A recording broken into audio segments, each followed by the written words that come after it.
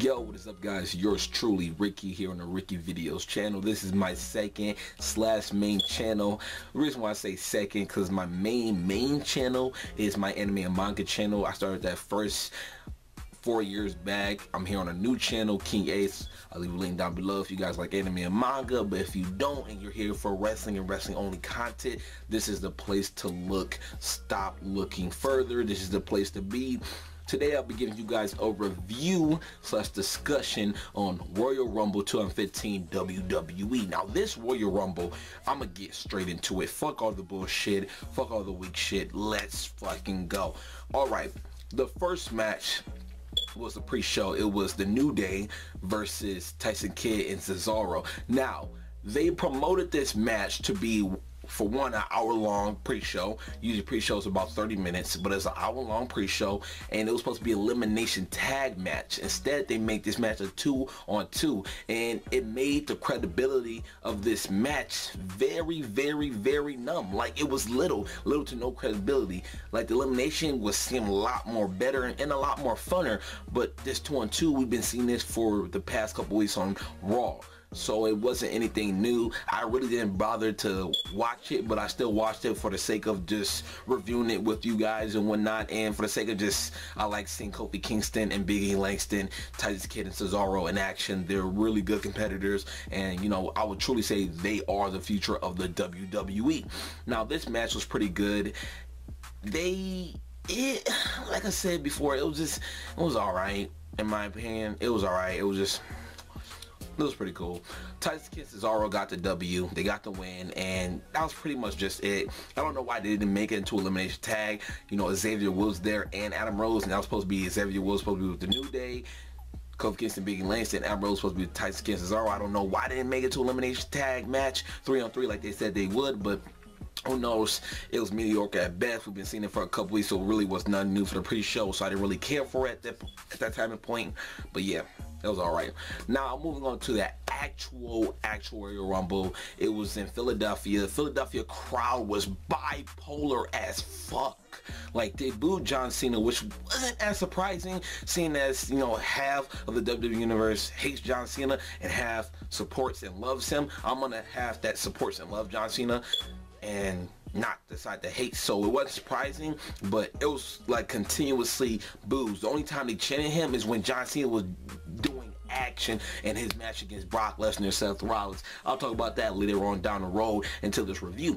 Now, this Royal Rumble, it was a good Royal Rumble. The first match of the actual Royal Rumble, not the pre-show, but the actual Royal Rumble, was between the Ascension and the Road Dogg and Billy Gunn, the New Age Outlaws. This match was cool. It's always cool to see New Age Outlaws get in there. They always have it. They have it. Like, you know, they've been, as you've seen, they've been, you know, in WWE for a while. To see them in action wasn't nothing brand new, except they bring it every single fucking time. And it was a pretty good fucking match. The Ascension finally got, you know, a really big win over, you know, because they keep saying they're the best tag team, saying they're better than the Road Warriors, all the other crazy stuff. So they put it to the test between, you know, freaking the New Age Outlaws, and they won. They actually got the W, and it was pretty cool. Their finisher is good. I don't like the Ascension at all. Like, I didn't like him at NXT. Don't like him now. I just don't like him solely because Illuminati, and second, I just don't like their character. I don't like the way they're portrayed. It's stupid, but that's just my opinion. But I do respect them as competitors. They're very good competitors in terms of tag team, and I respect that. And they definitely did get this good win off of New Age Outlaws. I don't know if the New Age Outlaws are going to try to come back from this W. I don't know. They could. But, I mean, not W, from this L or loss, I don't know, and maybe start a feud with the Ascension. I really don't know. I'm pretty sure this is going to come out Raw and brag the fuck out, you know, brag, but then again, I really don't know. I really don't know. It's kind of one of those moments where it's just a one-time thing, or it's going to be a feud. If it's a feud, I am all for it. Honestly, I'm all for it if it's a feud, but we'll see wherever that takes us, honestly. We'll see.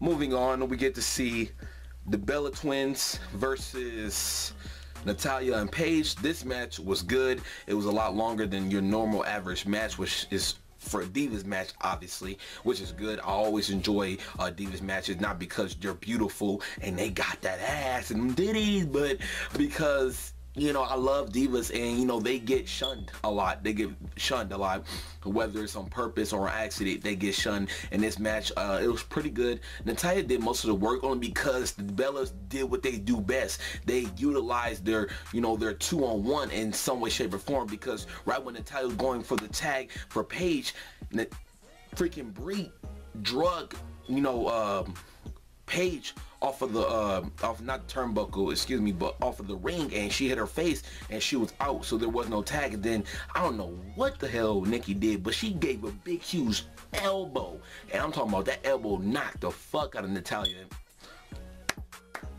1, 2, 3, Bellas won. I like this right here. Again, I don't know if they're gonna capitalize on this feud. I know they've been feuding a little bit for the excuse me, for the past week, so I don't know if they're gonna capitalize on it. If they do, cool, I'm all for it. But if they don't, all right, I don't know. Let me know what you guys think. If they, you know, they're gonna, you know, if you want them to feud more. I really don't mind it. I think it's a pretty good feud or whatnot. I don't know if there's gonna be betrayal between Paige and Natalya, or I'm pretty sure there's gonna be more to this feud only because of what Brie did to Paige. But then again, I really don't know. I really want to see Nikki defend her title a little bit more. I'm happy the Bellas are just together, actually having, you know, tag matches a lot more. But I really want to see Nikki defend her title. Maybe do a, like a little champion versus champion, NXT champion. I believe it's Charlotte versus Nikki, maybe. You know, I'm down to see that. It's pretty cool. It's pretty cool. All right, now moving on, we get to have the tag team champions, the Miz and Mizdow versus the Usos. The Usos retain, period, point blank, and that's only because Miz ego got to him. You know, he wasn't tagging in Mizdow. He was doing all the action himself, and that's one thing I give Miz credit. His stamina to stay in the match with the Usos and not tag Mizdow only because of ego, but not only because of that, just his stamina is crazy. Like, oh, if I'm getting tired, I would definitely want to tag my partner, but he doesn't do that, and, you know, he just stays in the match. So I give Miz credit, honestly, in terms of that level. But again, the Usos won that. They retained. That's pretty obvious. You know, they already lost it last month, so I was like almost positive they wasn't gonna win. So they retained. Now we're moving on to John Cena, Seth Rollins, and Brock Lesnar. Now this match, it was different. It was interesting. I really want to see how Seth Rollins would even jump into this whole John Cena versus Brock Lesnar. How would he even compare in fighting Brock Lesnar? It was pretty different. You know, we haven't really seen anybody fight Brock Lesnar except for Undertaker, Big Show, and John Cena. When it was John Cena, he decimated John Cena. It was Undertaker did his thing. When it was Big Show, he decimated Big Show only because, like, Big Show, he was on this like, bitch, I don't give a fuck about you, I'm going to hurt you. So he had to cheat, use a chair, and, you know, just destroy him. So with that being said, I really want to see how Seth Rollins was going to do it.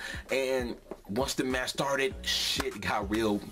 Suplexes constantly. Then, you know, Seth Rollins and John Cena formed a little alliance to stop Brock Lesnar, because Brock Lesnar was destroying, you know, Seth Rollins and John Cena. But they got to the point where it took, for one, it took 3 attitude adjustments. Like, he got up, attitude adjustment, got up, attitude adjustment, got up, attitude adjustment, and then, you know, he didn't get up, and then I guess he was in position for the curb stomp, and then a curb stomp, 1, 2, he still didn't kick out. So then he got out, he got up after 3 attitude adjustment and a curb stomp, and then when he was walking, talking with Paul Heyman from a distance, John Cena tackles him and breaks into the barricade. Yes, John Cena did that, alright? It was crazy. Then he got slammed to the steel steps, got hit with the steel steps, and then John Cena threw him on a freaking table, the announcer table, excuse me, and then we see Seth Rollins go on a turnbuckle, jump, elbow right through the chest of Brock Lesnar, right through the chest. That right there was crazy. I was like, Yo, and the fans were chanting, this is awesome. That match, honestly, that match saved this whole Royal Rumble. No offense, but this Royal Rumble was definitely not that good of a Royal Rumble. That match solely, the WWE World Heavyweight Championship match, saved this Royal Rumble pay-per-view. Otherwise, I would give it a very, very low and poor rating. Honestly, I'll talk a little bit more about that down the road for the actual Royal Rumble match, because I was very disappointed with that match. But let's get on let's still talk about this WWE World Heavyweight Championship match. Shit was crazy. Brock Lesnar was so hurt, he broke a rib, as said by the paramedics and Michael Cole, so I'm gonna go with their word. And we see ETs coming out, and they're trying to like stretcher Brock Lesnar, and Brock Lesnar's hurt. While all this is happening, it was Seth Rollins versus John Cena, so there's kind of like more of a fair and easy match up, going on. John Cena hit Seth Rollins with the AA, 1, 2, 3. It was just, until J&J security pulled John Cena off, and then, they started attacking John Cena. Then John Cena got hit with the curb stomp, 1, 2, kick out. So it was crazy. It was complete mayhem, honestly. Like, they did their thing. The next, when Seth Rollins hit John Cena, I guess, with another curb stomp or something, when he was going for the pin and he kicked out. Oh, no, excuse me. He did a 450 splash. He did a 450 splash to John Cena. And when he's about to pin him, Brock Lesnar got up out of nowhere, suplex, and then suplex John Cena. John Cena fell a little bit too hard, I guess, and he fell out of the ring. And there was another suplex, but then somehow J&J security got in, and then he picked up his suitcase, hit Brock Lesnar 2 times, boom, boom, and then set up his face to hit the suitcase, and he ran, hit the turnbuckle trying to go for the curb stomp. It didn't happen. F5, 1 F5, 1, 2, 3. The match is over. For one, this match was phenomenal. When I say this match saved this Royal Rumble pay-per-view, I honestly mean it. This match saved the Royal Rumble pay-per-view. It was amazing. It was a really, really good match. I liked it. These three worked very well together in the fucking ring. They did their thing. Into the barricade, into the table, 3 F5, 3 FUs, aka AAs. Like, god damn, and a curb stomp. Like, then John Cena and Seth Rollins, like, their chemistry together is amazing, and I really, really honestly enjoyed it. Like, it was a really good match, and I enjoyed a lot of it. Like, I cannot wait for Raw to see what Paul Heyman has to say, because just before that match even came up, Triple H and Stephanie McMahon was talking about Sting, and they're like, what are we gonna do about Sting? And Paul Heyman came and says, I have the solution. Brock Lesnar. And he kept saying he has a solution, then he brought up Sting, and he was like, Brock Lesnar. So who knows, maybe there'll be a line between Paul Heyman and Triple H once again, and maybe Triple H will hire Brock Lesnar to stop Sting. If that's the case, then maybe we'll see something, Elimination Chamber. We don't know. We'll see. So now we're going into the Royal Rumble. There's a lot of promos for the Rumble saying I will win. Dean Ambrose, Bray Wyatt, Daniel Bryan, Roman Reigns, and going into this Royal Rumble, I'm expecting a lot of surprises and whatnot, and I didn't get that. I didn't get that. The first 2 participants in the Royal Rumble, number 1 was The Miz, number 2 was R-Truth. They did their thing. I'm not going to give you the order how they got out, but let me just tell you who came in, who was the surprise. Bubba Ray. If you guys do not know who Bubba Ray is, Bubba Ray was a top star in TNA, and he was a mid-card star in WWE as far as tag team battle go. He's one of the best tag teams with Devon, Team 3D, alright? And wow, when he came back, that shit was crazy. The Dudley boys, actually, excuse me. And wow, when he came back, he was actually doing very good. He was doing very, very good. Like, him and R-Truth had some chemistry, because you guys know, I think him and R-Truth, like, R-Truth's been in WWE for a while, so I think him and R-Truth actually worked a little bit together, and they knew their moves. Like, R-Truth knew, Devon's moves. Not Devon moves, but Bubba Ray moves. So they was doing a little thing, then R-Truth kind of betrayed, Bubba Ray, tried to get him out, and it was crazy. Like, I was honestly happy. I'm like, holy fucking fuck. So does that mean his contract with TNA's over? Like, or this is a one-time thing? Pretty sure it's a one-time thing, but like I said before, that shit was, it was amazing. It was great, honestly, in my opinion. So then as we move on, we get to see bada boom, bada bing, bada bam, DDP. Oh my god, that shit was crazy. DDP, I could tell that he was definitely not fit to wrestle. He was like getting a little bit too tired. He was hurting. He wasn't, you know, as impactful as he was in early 2000 when he first Undertaker in the WWE, or the late 90s in WCW. I could tell he was definitely not the same old DDP, but it was a blessing to even see him, you know, honestly. It was a blessing to even see him. Bray Wyatt stayed in this match, I believe, for the longest. All right, I think it was over 40 minutes, 45 minutes. He did his thing. He took out everybody, and he took out the fan favorite Daniel Bryan. When Daniel Bryan got out, I thought that was crazy. Honestly, I thought that was shocking.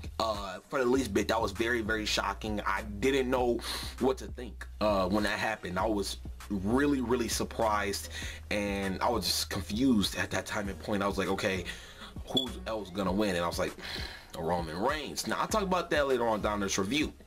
So Bray Wyatt did his thing. He took out a lot of people. I believe he took out the most 6 or 7. So he got close to Kane's record and Roman Reigns' record, but didn't break it. I don't think that was even his intention. So, you know, that wasn't something that, you know, he wanted to do, but he was getting close there and whatnot. Him and Rusev actually built an alliance that actually lasted for a very long time. They did not turn on each other, not once. So that was actually pretty crazy. Eric Rowan, Curtis Axel was actually supposed to go into the Royal Rumble, but Eric Rowan like hit him, and then Eric Rowan faced both Bray Wyatt and Luke Harper. Because you guys know Luke Harper is heel, so is Bray Wyatt, so they wasn't going to go against each other. But Eric Rowan is face, and you know Eric Rowan's fighting both Luke Harper and Bray Wyatt, and Bray Wyatt somehow gets Luke Harper and Eric Rowan off of the turnbuckle and over the top ropes, and boom, they're out of the Royal Rumble, even though Eric Rowan wasn't even supposed to be in the Royal Rumble because Luke Harper beat him on SmackDown to qualify for the Royal Rumble. So that was pretty cool. For the most part, when Roman Reigns came in, you know, he left the path of destruction. He wasn't as too dominant like he was last year, but that's because, you know, he eliminated so many freaking people. Kofi Kingston came in, so I was definitely curious to see what kind of antics he was gonna bring and what he was gonna do. He basically like got thrown over the top rope, yes, but it was when Adam Rose's crew was there. Adam Rose's crew, the guys obviously caught him. They caught him and they brought him to the ring, and I was like, whoa. So that was kind of weird, and like, why the fuck would you do that? Oh, you know, I guess they was in a happy spirit, and they was like, hey, we're gonna save you, Kofi. I was like, all right, that's pretty cool. So I guess you can add that to one of Kofi's antics and whatnot. So that was pretty cool in my opinion. Obviously, when Dean Ambrose come, I love his music. I just get hyped. I just, you know, I bump that shit all the fucking time. That shit is amazing to me, honestly. So Dean Ambrose come, he let the path of destruction. He was doing his thing. So moving on, Bray Wyatt got eliminated by Big Show and Kane. When Big Show and Kane got in there, they left the path of destruction. I can honestly see why they were one of the best tag teams to date, because they just two big ass fucking behemoths.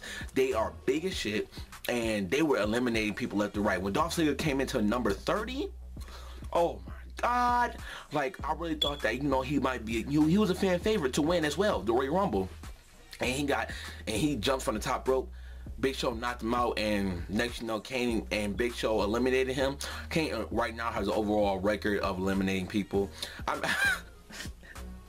I feel like Kane wanted to beat Shawn Michaels' record, because Big Show lifted up, I believe, Bray Wyatt, and he wanted to just like, let me get a little piece of that so I can get the, you know, the overall record. Shawn Michaels got 39, I got 38. I'm trying to get at least 40, no, 41. So I feel like he wanted to beat Shawn Michaels' record. That was pretty funny. But let's go back a little bit. I want to talk about another surprise.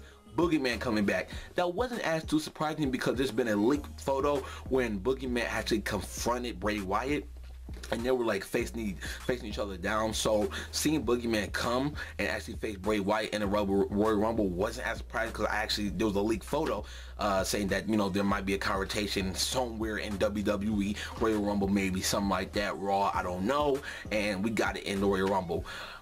Bray Wyatt easily got him off of the top rope, but even seeing, you know, the Boogeyman is cool. It's cool to see the Boogeyman, in my opinion, so that was pretty cool. Moving on, like I said, Bray Wyatt got eliminated by Big Show and Kane. Dolph Ziggler got eliminated by Big Show and Kane. Bray Wyatt eliminated Dan Bryan, the fan favorite, so that shit was crazy. It was like, whoa. Like, wow. Like, what's in store for Dan Bryan next, you know, honestly, you know what I'm saying? So as we move on, the last final four were Dean Ambrose, Roman Reigns, Kane, and Big Show. These four, all right?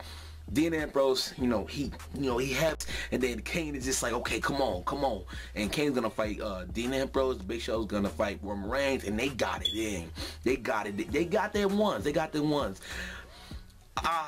Unfortunately, Kane and Big Show do the double chokes and Roman Reigns, and I guess Dean Ambrose got a good knockout punch by Big Show, and this shit is sad. He got knockout punched by Big Show. Big Show pick him up and throw him over the top rope. I really wanted Dean Ambrose to win, but I knew what was gonna happen. And when I saw that Dean Ambrose was over the top rope, I knew then that Roman Reigns was gonna win. I knew the whole time that Roman Reigns was gonna win. And lo and behold, Roman Reigns wins. Literally. Roman Reigns takes out both Kane and Big Show. But little did we know, Rusev was actually under the ring. So when Roman Reigns saying, I won. No, the fuck you didn't. You really didn't. Because next thing you know, freaking Rusev comes under the ring, spears, and then Roman Reigns ducks under, try to hit him, and he spears him, and then he takes out Rusev, and then that's when Roman Reigns won. Let me tell you, the crowd was unhappy. They booed the fuck out of Raw. I never seen somebody get booed that badly ever since last year's Royal Rumble. So there's been two, like, congrats WWE. You had two unsuccessful WWE Royal Rumbles. Literally two unsuccessful. Like, these past two Royal Rumbles, I have not been feeling. In all honesty, I have not been feeling these last two past Royal Rumbles. For one, they were like, the Royal Rumble this year, they were eliminating people way too fast. The surprises were good. I'll give you that. Surprise was definitely better than last year's. But they were just eliminating people way too fast, and it just seems too quick for me, and in my honest opinion. So I just felt that was bullshit, in my opinion, and I didn't like that. I honestly did not like that. But hey, that's how it goes sometimes. So that's some bullshit. But next, so Roman Reigns wins. Then we see the epic return of Rock. That shit was pretty fucking dope. Rock returns, and Rock gets some. He gets his one against Big Show and Kane, because Big Show and Kane, once they get eliminated by Roman Reigns, they come back in and start beating up Roman Reigns, and then the Rock comes in and he starts helping Roman Reigns, and then next like I said, Roman Reigns, he wins the whole Royal Rumble. Let's move on. The interview, they asked why did Rock do it. He said, family first. I came over here in Philadelphia to watch my family try to win the Royal Rumble. He did that. I came out helping. So I thought that was pretty cool. It's always great to see The Rock. And yeah, his interview was very funny. If you guys can see that interview on the YouTube or W Network, by the way, W Network $9.99. Go buy it. It's a great piece of work, honestly. Thank you, Vince, for even trying to make that happen. Actually making it happen. Hopefully it'll be successful this year. So with that being said, Roman Reigns wins the Royal Rumble. Now let me tell y'all my thoughts. Those basically just the results and what I believe. But this is my thoughts. The Royal Rumble this year, the Royal match, was disappointing. They eliminated people way too fast. They eliminated people way too fast. That's one. The surprises were good, I'll give you that, but they eliminated people way too fast. Two, this Royal Rumble was way too fucking predictable. Like, oh my god, at least make it a lot more unpredictable. Like, that match was unpredictable because it was sources said that John Cena was going to be the 16th world champion, and there's going to, there was going to be exit for Brock Lesnar being a champion, and I really thought John Cena was gonna win. But when Brock Lesnar retains, that shit was crazy. That match had me on the edge of my seat. The Royal Rumble did not. It wasn't as exciting in my opinion. So I didn't really all the other matches I enjoyed, honestly. They were enjoyable and whatnot, except for the pre-show match between New Day and Tyson and Cesaro, and for the most part the Royal Rumble. For the most part, Roman Reigns winning, I'm alright with it. I'm not really too excited. If Dean Ambrose won, or even Dolph Ziggler, man, I would have been ecstatic, because they deserve it. They deserve it. You feel me? Like Roman Reigns, he just got back, and boom, he gets hit with the main event at, you know, WrestleMania, which I'm pretty sure he's gonna win, because he's arguably gonna be the next top guy to replace John Cena. Like, are you serious? This is bullshit. Like, I don't appreciate it. But then again, that's not me. This is Vince Company, and I'm gonna continue to stay by Vince Company. But I'm just making my observations, my opinions, because that's what I'm allowed to do. And yeah, I enjoyed it. I enjoyed this pay-per-view, but it was definitely a lackluster pay-per-view of this year. The first pay-per-view was very lackluster. I'll give it, I want to say a 5 out of 10, but that match between Brock Lesnar, Seth Rollins, and John Cena really saved it. Really saved it. So I'm gonna give it a 7 out of 10. And the surprises were pretty big as well. So I'm gonna give it a 7 out of 10. Like I said, solely because of that Brock Lesnar, Seth Rollins, John Cena match. Solely, honestly. So something I also want to talk about. I'm probably gonna make another video, but I'm gonna talk about a little bit about this.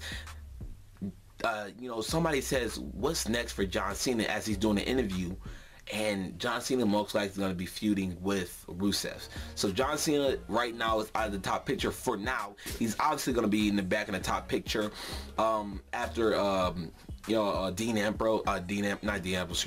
Roman Reigns, because John Cena is shy of his 16th World Championship, and he's gonna obviously get that. They're not gonna just keep him off the belt for any while longer. They're gonna give him the belt just so he can tie up with the immortal Ric Flair. So he's definitely gonna get the champion. But as right now, he's gonna be off the top picture, which might be pretty good for John Cena. And this same shit happened last year, because going against Bray Wyatt, this same shit. Actually, this is the same shit for John Cena. What happens is John Cena he lost against Randy Orton to try to get the championship, and then he got in a feud with Bray Wyatt that carried over until WrestleMania and a little bit after that. You know, so the same shit is gonna happen. He lost the chance to become the WWE World Heavyweight Championship champion, excuse me, and now he's gonna be in a feud with Rusev, which might carry over to WrestleMania, if not a little bit after or a little bit before. But the same shit happened with John Cena, so they just need to find some more interesting things to do with John Cena. Curious as to what you know, other superstars gonna do. Is Dolph Ziggler's gonna go back to looking for the he's gonna look for the Intercontinental Championship. You know what's gonna happen. It's honestly, we don't know from here on out. But this Royal Rumble was pretty lackluster. It was alright. It was a 7 out of 10 in my opinion. Like I said, that match solely, I want to give it a 6 out of 10 honestly, but I'm gonna keep it like a 6 to a 7 out of 10 honestly. Like that 7 out of 10, it feels a little bit too high, so maybe a 6 out of 10. But that's pretty much it. I hope you guys enjoy. Please comment below what you guys think, and yeah, until then, I'm gonna see you guys later. Peace.